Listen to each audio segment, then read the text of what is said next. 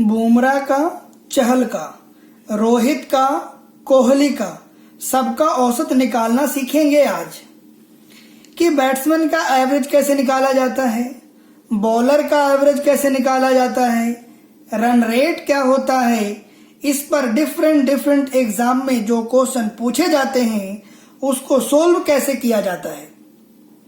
तो स्टूडेंट्स, मैं मयंक मिश्रा, आप सभी का स्वागत है आपके अपने चैनल पर।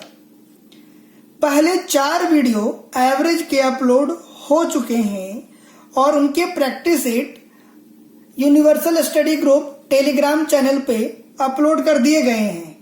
उम्मीद करता हूं आपने देखे होंगे और वो सारे क्वेश्चन सोल्व भी किया होगा। अगर नहीं देखे हैं तो प्लीज एक बार वापस जाकर वो सारे वीडियो देखें जिससे बेसिक कॉन्सेप्ट क्लियर हो पाए। पहले कुछ बेसिक चीजें सीखते हैं। चलिए, सबसे पहले हम सीखेंगे कि रन रेट क्या होता है। रन रेट का मतलब होता है कि प्रति ओवर, पर ओवर कितने रन बनते गए हैं, ये क्या होता है, रन रेट होता है। जैसे मान लिया जाए पहले ओवर में किसी भी टीम ने 5 रन बनाए, पहले ओवर में किसी टीम ने 5 रन बनाए और दूसरे ओवर में रन बना दिए उसने 9, ठीक है ना। पहले ओवर में 5 रन बनाता है, दूसरे ओवर में 9 रन बनाता है, यानी 2 ओवर में कितने रन बन गए, 14 रन बन गए। और 2 से भाग कर दोगे तो एवरेज रन रेट कितने का आ जाएगा, 7 का आ जाएगा, ठीक है ना। तीसरे ओवर में वो 1 रन बनाता है, तीसरे ओवर में वो 1 रन बनाता है, तो अब टोटल रन कितने हो गए, 15। तो 3 ओवर में अगर 15 रन बनते हैं तो अब एवरेज रन रेट कितना है, 5 का चल रहा है, ठीक है। चौथे ओवर में फिर से उसने बना दिए 9 रन, ठीक है। तो अब टोटल रन कितने हो गए, 24। अब टोटल रन कितने हो गए, 24। अब 4 ओवर में अगर 24 रन बनता है तो एवरेज रन रेट कितने का हो गया, 6 का हो गया। तो हर प्रति ओवर जितने रन बनते चले गए हैं वही उसका क्या है, एवरेज रन रेट होता है। कि एवरेज रन रेट का मतलब है प्रति ओवर, पर ओवर कितने रन बने हैं, ठीक है ना। तो अगर 2 ओवर में 14 रन बने तो एवरेज रन रेट 7 का। 3 ओवर में अगर 15 रन बने हैं तो एवरेज रन रेट 5 का होगा। 4 ओवर में अगर 24 रन बने हैं तो एवरेज रन रेट कितने का होगा, 6 का होगा, ठीक है। चलिए, अगर दिया हुआ है कि 2020 मैच चल रहा है और एवरेज रन रेट 9 का है, ठीक है ना। 9 के एवरेज रन रेट से रन बनाने हैं 20 ओवर में, तो टोटल कितने रन बनाने होंगे, 180 रन बनाने होंगे, ठीक है ना। एवरेज रन रेट अगर 9 का है, 2020 मैच है, 20 ओवर में 9 के एवरेज रन रेट से कितने रन बनाने होंगे, 180 रन बनाने होंगे। मान लिया जाए 2020 का मैच है और एवरेज रन रेट कितने का है, 8.5 का है। 8.5 का रन रेट है, तो 20 को गुणा करोगे 8.5 से तो कितना हो जाएगा, 170 हो जाएगा, ठीक है ना। तो टोटल रन कितने हो गए, 170। तो ये है रन रेट। चलिए, अब हम देखेंगे बैटिंग एवरेज। तो रियल में जो बैटिंग एवरेज होता है वो होता है टोटल रन्स बटे में total number of times out हो, ठीक है ना। अगर क्रिकेट की लैंग्वेज में हम देखें तो बैटिंग एवरेज जो निकलता है, टोटल रन उसने कुल कितने रन बनाए हैं और वो कितनी बार वो आउट हुआ है, ठीक है ना। लेकिन हम एवरेज टॉपिक में इसको यूज नहीं करेंगे, ठीक है ना।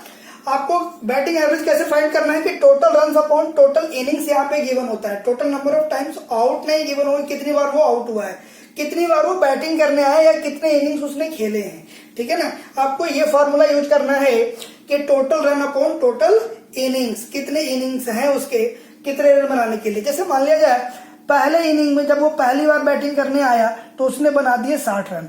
पहली बार जब वो बैटिंग करने आया तो उसने रन बना दिए 60। दूसरी बार जब बैटिंग करने आया तो उसने रन बना दिया 40। तो अब आप देखोगे 2 इनिंग में उसने रन बना दिए कितने, 100। तो 2 इनिंग में अगर वो 100 रन बनाता है तो उसका एवरेज कितने का है, 50 का एवरेज है। उसका एवरेज जो है वो 50 का है, ठीक है। अगर वो तीसरी बार बैटिंग करने आता है और वो 80 रन बना देता है तो अब उसके 3 इनिंग में टोटल रन कितने हो गए 80 और 3 से भाग कर दोगे तो उसका एवरेज कितना हो गया 60 हो गया। ठीक है ना। तो यहां भी वही कॉन्सेप्ट है जो आपने एज वाले में पढ़ा था कि अगर एवरेज से अधिक रन बनाएगा, अगर एवरेज से अधिक रन बनाएगा तो उसका एवरेज बढ़ जाएगा। जैसे वो एवरेज उसका कितने का था, पहले 50 का था, अब उसने 80 रन बना दिया, नहीं एवरेज से ज्यादा बना दिया है, एवरेज से ज्यादा बना दिया। कितना 50 था 80 30 फालतू बना दिया है। तो ये 30 जो है ना वो 3 इनिंग में बढ़ जाएगा, 30/3 10 आ गया, एवरेज आपका 10 बढ़ गया। ठीक है ना। तो एज वाला कॉन्सेप्ट यहां भी चलेगा कि एवरेज से अधिक रन बनाता है तो एवरेज इंक्रीज करेगा, और एवरेज से अगर कम रन बनाएगा तो एवरेज उसका डिक्रीज कर रहा होगा। ठीक है, समझ रहे बात को। चलिए, बॉलिंग एवरेज कैसे फाइंड आउट होता है। तो बॉलिंग एवरेज होता है कि एक बॉलर ने कितने रन दिए और कितने रन देकर उसने कितने विकेट लिए, इस तरीके से हम बॉलिंग एवरेज निकालते हैं। ठीक है ना। जैसे कोई बॉलर जो है वो 50 रन देकर 5 विकेट ले लिया, 50 रन देकर 5 विकेट लेता है तो उसका एवरेज जो होगा वो 10 रन पर विकेट होगा, उसका जो एवरेज होगा वो 10 रन पर विकेट होगा। ठीक है ना। जैसे मान लिया जाए कोई बॉलर जो है वो 100 रन देकर 4 विकेट लेता है, 100 रन देकर अगर 4 विकेट लेता है तो उसका एवरेज कितना हो गया उस मैच का 25 रन पर विकेट हो गया, 25 रन पर विकेट हो गया। ठीक है ना। तो अगर मैं इन दोनों मैच की बात अगर मैं करूं तो 100 रन यहां और 50 रन यहां, टोटल रन कितने हो गए 150। 2 मैचों में उसने टोटल दे दिए 150 रन और विकेट ले लिया उसने 9, विकेट ले लिया उसने 9। तो total run upon total wicket से डिवाइड कर दोगे तो उसका क्या आ जाएगा, नेट रन रेट आ जाएगा। ठीक है। तो इस तरीके से हम क्या निकालते हैं, रन बॉलिंग एवरेज निकालते हैं कि total run upon total wicket. देखिएगा, बॉलिंग एवरेज और बैटिंग एवरेज में बेसिक डिफरेंस यही है कि बैट्समैन का एवरेज जितना ज्यादा होगा वो उतना अच्छा बैट्समैन माना जाता है, और बॉलर का एवरेज जितना कम होगा वो उतना अच्छा बॉलर माना जाएगा। जैसे अगर मैं इन दोनों की ही बात करूं कि 2 बॉलर है, एक बॉलर 50 रन देकर 5 विकेट लेता है और दूसरा बॉलर जो है वो 100 रन देकर 4 विकेट लिया, तो इन दोनों का रन रेट इसका 10 का है, इसका 25 का है। तो इसका अगर कम है तो ये बढ़िया बॉलर है, और जिसका एवरेज अधिक है वो बढ़िया बॉलर नहीं है। ठीक है ना। तो बॉलिंग और बैटिंग एवरेज का बेसिक डिफरेंस यही है कि बॉलर का एवरेज कम हो तो बढ़िया बॉलर, बैट्समैन का एवरेज अधिक हो तो बढ़िया बैट्समैन। ठीक है। चलिए, क्वेश्चन है कि किसी गेंदबाज का गेंदबाजी औसत 12.4 रन प्रति विकेट है। किसी गेंदबाज का गेंदबाजी औसत 12.4 रन प्रति विकेट है, वह अपने अंतिम मैच में 26 रन देकर 5 विकेट लेता है। वह अपने अंतिम मैच में 26 रन देकर 5 विकेट लेता है। इस प्रकार उसका औसत 0.4 से कम हो जाता है। तो गेंदबाज द्वारा उसके अंतिम मैच से पहले, गेंदबाज द्वारा उसके अंतिम मैच से पहले लिए गए विकेटों की संख्या ज्ञात करें। ठीक है ना। जैसे हमने मान लिया जाए उसने कुछ एक इनिंग्स खेली है और उसका औसत जो है वो है 12.4 रन प्रति विकेट। उसका औसत जो है कितना 12.4 रन प्रति विकेट है। उसके बाद वो अगले मैच में वो फिर से अगले मैच में आया वो, और यहां पर उसने 26 रन देकर 5 विकेट ले लिया। अगले मैच में वो 26 रन देकर 5 विकेट ले लिया। तो जब वो 26 रन देकर 5 विकेट लेगा वो, तो उसका औसत जो होगा वो 5.2 रन प्रति विकेट का होगा। ठीक है ना। तो जब उसका एवरेज 5.2 हो गया, 26 रन देकर 5 विकेट लिया, इसकी वजह से उसके औसत में कितने की कमी हो रही है, 0.4 की कमी हो रही है। ठीक है ना। तो अगर मैं इन दोनों एवरेज की देखूं, पहले उसका एवरेज जो था वो 12.4 था और अंतिम मैच में उसने 5.2 के एवरेज से विकेट लिए उसने, तो एवरेज को कितना कम कर दिया उसने, इन दोनों को आप माइनस करोगे तो 7.2 रन का उसने क्या कर दिया, कमी कर दिया है। पहले उसका औसत 12.4 का था, लास्ट मैच में जब 26 रन देकर 5 विकेट लिया तो औसत कितना हो गया, 5.2 का हो गया। तो पुराने वाले एवरेज से कितना कम हो गया था, कर दिया, कितना कम कर दिया उसको, 7.2 कम कर दिया। ठीक है, और वो बोला गया है कि प्रत्येक मैच के औसत को 0.4 की कमी कर दी है उसने। तो हर मैच में 0.4 कमी कर दिया जितने भी मैच खेले हैं। तो हमने सपोज किया कि उसने टोटल n मैच खेले हैं, टोटल n मैच खेले तो औसत कितना हो गया, 0.4 को n से मल्टीप्लाई कर दिया तो टोटल इतना औसत कम हो गया। और औसत कम कितने हुए थे, 7.2 कम हुआ है। तो n इक्वल टू आप फाइंड कर लोगे 7.2 अपॉन 0.4, ये डेसिमल से डेसिमल कैंसिल हो गया, ये हो गया 18।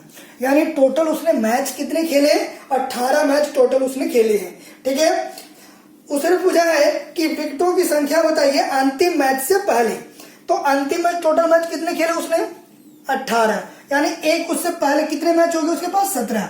और हर मैच का एवरेज कितना है उसके पास, लास्ट में 5 का एवरेज हमने मान लिया था कि हर मैच में वो 5-5 विकेट लेता है। ठीक है ना, हर मैच में अगर वो 5-5 विकेट लेता है तो लास्ट मैच से पहले उसके पास विकेट की संख्या कितनी थी, 85 थी। अगर टोटल अगर पूछा जाता कि आखिरी मैच में उसके विकेट कितने हो गए तो 18-5-90 हो जाता। ठीक है, एक तरीका इसका ये है। दूसरा तरीका एलिगेशन मेथड है, वो भी बताता हूं मैं। जैसे मान लिया जाए उसका एवरेज जो है वो कितना है, 12.4 रन प्रति विकेट का है। जब वो 26 रन देकर 5 विकेट लेता है तो उसका औसत कितना हो गया, 5.2 का हो गया।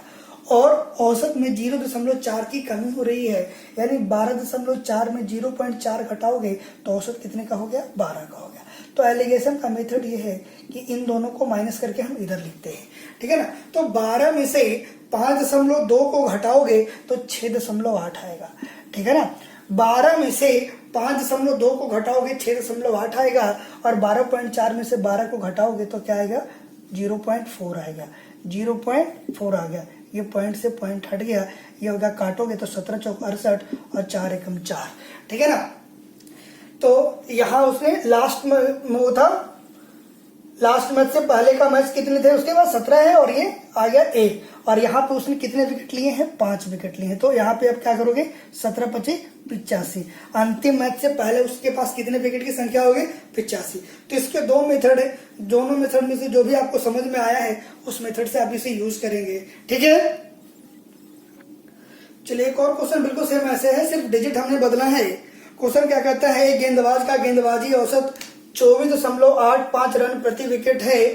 ठीक है, यदि अंतिम मैच में उसने 52 रन देकर 5 विकेट लेता है, अंतिम मैच में 52 रन देकर 5 विकेट लेता है, इस प्रकार उसका औसत जो है वो 0.85 की कमी हो जाती है औसत में, तो गेंदबाज द्वारा उसके अंतिम मैच से पहले लिए गए विकेटों की संख्या ज्ञात करें।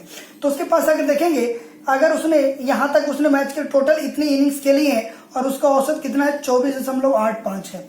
इसके बाद एक मैच और वो खेला, यानी लास्ट इनिंग अब ये हो गई है, और यहां पर उसने अब जो है वो 52 रन देकर 5 विकेट लेता है। अब वो 52 रन देकर 5 विकेट लेता है, तो अब उसका औसत कितना हो गया, 10.4 हो गया, जिसकी वजह से उसके औसत में 0.85 की कमी हो गई है। तो पहले औसत कितना था, 24.85 का था, और अब कितना है, 10.4 का। ठीक है ना, तो कितने कमी हो गई, 14.45 की कमी हो गई है। टोटल एवरेज में 14.45 की कमी हो गई, और एवरी मैच, प्रत्येक मैच में 0.85 की एवरेज की कमी हो रही है। प्रत्येक मैच में 0.85 की कमी हो रही है, और कुल मैच उसने n खेले तो टोटल इतने की कमी हो जाएगी, और वो कमी किसके बराबर है, 14.45 के बराबर है। 14.45 के बराबर है। n इक्वल टू हो गया 14.45 अपॉन 0.85, ये डेसिमल से डेसिमल कैंसिल हो गया। अब काटोगे तो 17-5-85, 17-8-136 और 17-5-85, 17-5-85 हो गया, और ये काटोगे आप तो आ गया फिर से 17। ठीक है ना, तो टोटल मैच उसने कितने खेले हैं, 17 मैच खेले। टोटल इनिंग उसके पास कितनी है, 17। और उससे पहले क्या कहते हैं, लास्ट मैच, लास्ट मैच से पहले उसने कितने मैच खेले होंगे, 16 मैच खेले होंगे, क्योंकि टोटल उसने 17 मैच खेले हैं, और लास्ट मैच से पहले उसने 16 मैच खेले हैं, और हर मैच का एवरेज उसके पास कितना है, 5 विकेट का ही है, तो उसके पास विकेट कितनी हो जाएगी, 80 हो जाएगी। एलिगेशन से करोगे आप 24.85 का एवरेज है, उसके बाद 52 रन देकर 5 विकेट अगर वो लेता है तो 10.4 का एवरेज है, 0.85 की कमी हो रही है, मतलब एवरेज कितना हो गया, 24 का हो गया। आप घटाओगे 24 में 10.4 आप घटाओगे तो 13.60 होगा, 13 पॉइंट क्या होगा, 6 होगा, और इधर घटाओगे तो 0.85 का हो गया, डेसिमल हटाओगे ये 0 हो गया, यहाँ पे हट के 0 आ गया।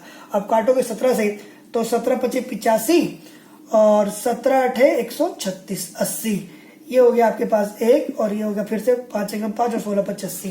अंतिम मैच से पहले उसने 16 मैच खेले थे, ये यहाँ पे आपके पास 5 विकेट लिया है 5 गुना, तो इसको भी 5 से गुना कर दोगे, टोटल अंतिम मैच से पहले कितने विकेट हो गए, 80 विकेट हो गए। अगर होता कि कुल कितने विकेट लिए गए हैं आखिरी मैच तक, तो आपके पास 16 और 1 17 हो जाता, 17 × 25 = 85। यहाँ टोटल मैच उसने कितने खेले, 17, तो 17 × 25 = 85। दोनों मेथड से मैंने आपको दोनों क्वेश्चंस कराए हैं, उम्मीद करता हूँ आपको अच्छे से समझ आया होगा। ठीक है, चलिए क्वेश्चन है कि किसी खिलाड़ी का 8 पारियों का कुछ औसत है। ठीक है, 9वीं पारी में उसने 100 रन, 9वीं पारी में वह 100 रन बनाता है, 9वीं पारी में वह 100 रन बनाता है, जिससे उसका औसत 9 रन से बढ़ जाता है, तो उसका औसत क्या होगा। ठीक है ना, तो यहाँ पे भी है कि किसी के इंक्लूड करने से एवरेज बढ़ जाता है, यानी जब हम 9th इनिंग को इंक्लूड करते हैं तो एवरेज जो है वो आपका बढ़ जा रहा है, यानी वो औसत से ज्यादा होगा, यानी औसत से जब वो ज्यादा रन बनाया होगा, एवरेज से अधिक रन बनाया होगा, तभी उसका एवरेज बढ़ा है।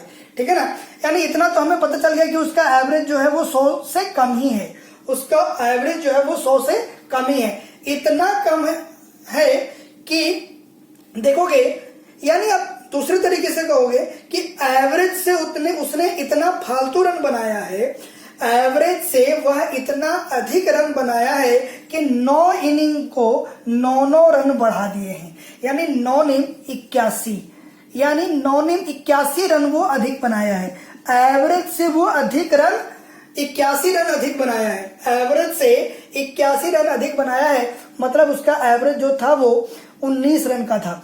उसका जो ओल्ड एवरेज जो है उसका 19 रन का है। ठीक है ना, लेकिन आपसे पूछा गया है कि न्यू एवरेज क्या है, तो न्यू एवरेज जो होगा वो उससे 9 अधिक होगा, यानी उसका जो नया एवरेज होगा वो 28 रन प्रति मैच होगा या प्रति इनिंग्स होगा। ठीक है, अगर एवरेज इंक्रीज करता है मतलब उसने एवरेज से अधिक रन बनाए हैं, तो 9 इनिंग में 9 रन बढ़ रहे हैं, यानी एवरेज से 81 रन अधिक बना दिया।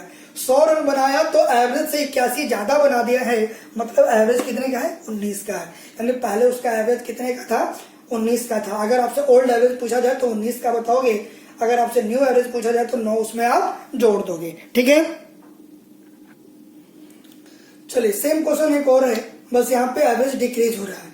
क्वेश्चन कहता है कि किसी खिलाड़ी की 11 पारियों का कुछ औसत है, 11 पारियों का कुछ एक औसत है, जब वह 12वीं पारी में 90 रन बनाता है तो उसका औसत 5 रन से कम हो जाता है, तो उसका नया औसत ज्ञात करें। जब वह 90 रन बनाता है 12th इनिंग में, तो उसका एवरेज जो है वो डिक्रीज हो गया 5 रन, यानी किसी के इंक्लूड करने से एवरेज डिक्रीज हो रहा है, मतलब वो एवरेज से छोटा है, यानी वो एवरेज से कम रन बनाया है, यानी एवरेज जो होगा वो 90 से ज्यादा होगा, एवरेज जो होगा वो 90 से ज्यादा होगा। इतना ज्यादा है कि 12 इनिंग के 5-5 रन कम हो गए हैं, 12 इनिंग के 5-5 रन कम हो गए, यानी 12-25-60 रन कम बनाया है, एवरेज से 12-25-60 रन कम बनाया है, यानी उसका एवरेज जो था वो 150 का था। उसका जो ओल्ड एवरेज जो था वो कितने का था, 150 का था। उसका न्यू एवरेज बताना है, तो न्यू एवरेज जो है वो 5 कम हो गया है, यानी उसका न्यू एवरेज जो होगा वो कितने का होगा, 150 का होगा। ठीक है ना, तो अगर रन बनाने से एवरेज बढ़ता है मतलब एवरेज जो है उससे कम है, और अगर रन बनाने से एवरेज कम हो रहा है यानी एवरेज उससे अधिक है। ठीक है,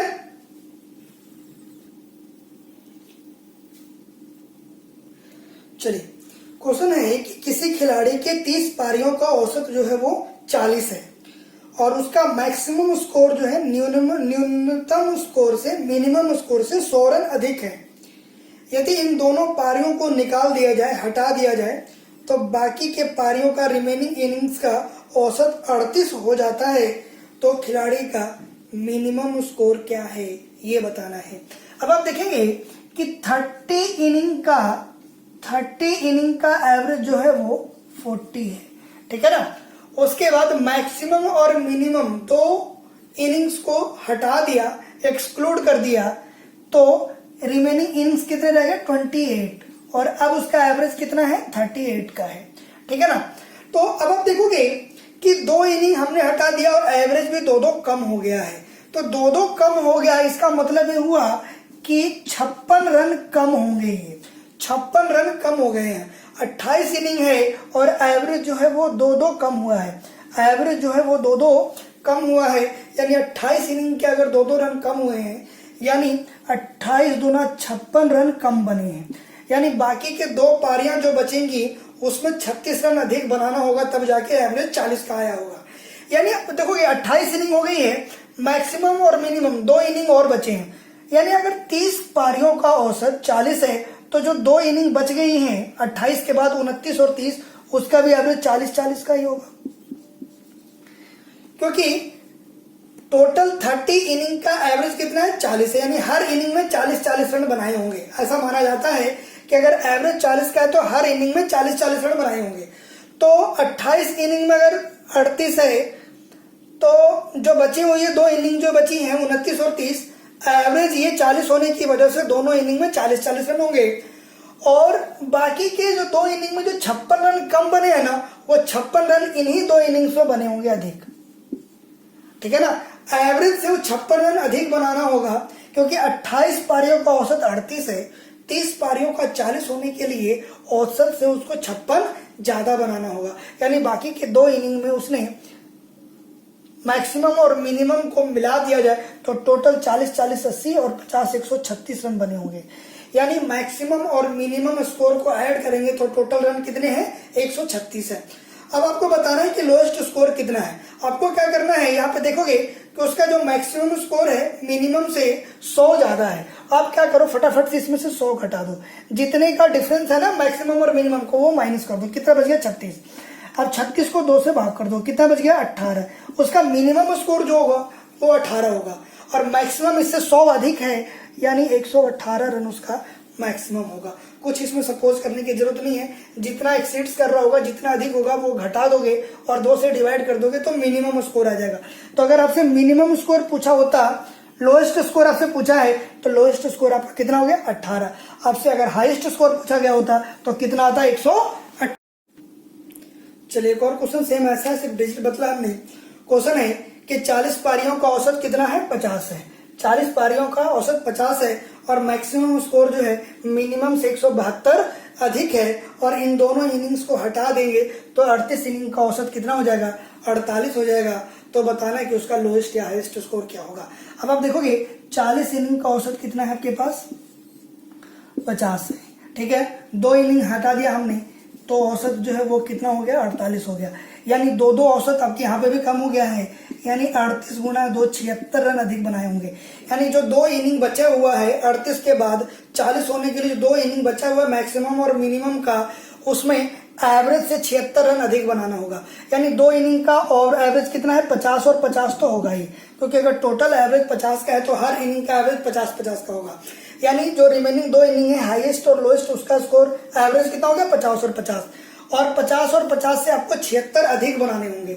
50 और 50 से 76 आपको अधिक बनाने होंगे, एवरेज से 76 अधिक बनाना होगा। यानी टोटल रन कितने बनाने होंगे 176। हाईएस्ट और लोएस्ट स्कोर का सम कितना हो गया 176 हो गया।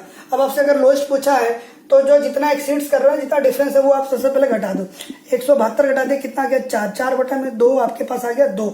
आपका जो लोएस्ट स्कोर है वो है 2, और अगर हाईएस्ट स्कोर पूछा जाता तो 172 आप इसमें जोड़ देते, 174 आपका हाईएस्ट स्कोर हो जाता, ठीक है ना। मिनिमम स्कोर आपके पास कितना है 2, और हाईएस्ट स्कोर कितना आ गया 174, उसमें 172 जोड़ दोगे तो, ठीक है।